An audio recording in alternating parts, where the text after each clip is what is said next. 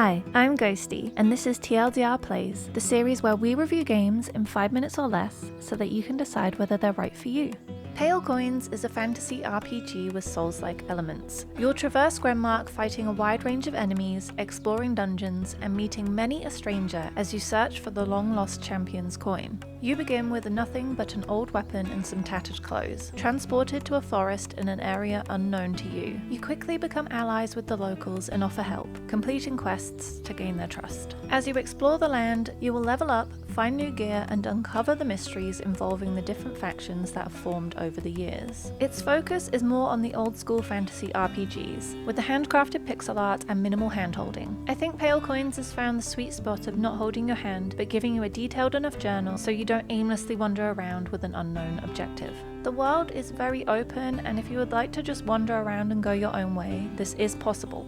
Although I was following quests, because I like to explore a lot, I was finding myself in places that I definitely did not have the weapons for. However, teleporting is available if you find the different teleporting locations for each area.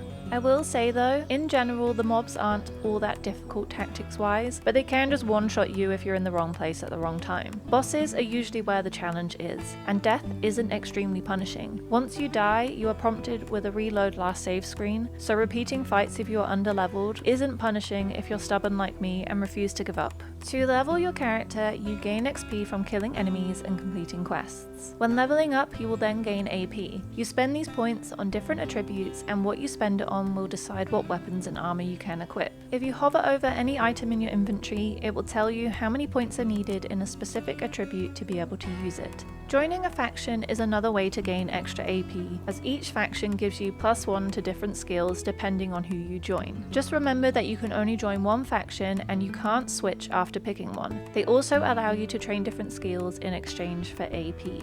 Although different weapons and armors can look the same, they will have different stats, bonuses, abilities, and some will have sockets. Sockets allow you to place gems you find into them that also alter stats and grant different abilities. A big thing I wasn't expecting is that dodging is tied to your gear abilities, so it's not always available. You are, however, able to sprint away from attacks, which works for my playstyle, so not having a dodge wasn't too much of a bother, as there were other skills I preferred using instead. Summoning minions to fight alongside you is another available skill. It's fun having lots of little skeletons running around and causing mayhem. However, I haven't really used this too much as it is a massive magic drain and my starting build was never equipped to deal with that. Overall, there are many different combinations of items to use and you have the space to experiment to see which is best for your playstyle. There is also a New Game Plus to give you more opportunities to do so. New Game Plus carries over attributes, skills, equipment, and any items that are not story quest items. You will also gain access to an ability tree. When adventuring, you will collect Pale Coins and Pale Essence. This is what you use to level up your skill tree. It's a pretty straightforward skill tree and you are able to look at the different branches ahead before deciding where to spend your points. Crafting is another element to the game, although I didn't find myself doing it that often, other than making potions. You can craft gear,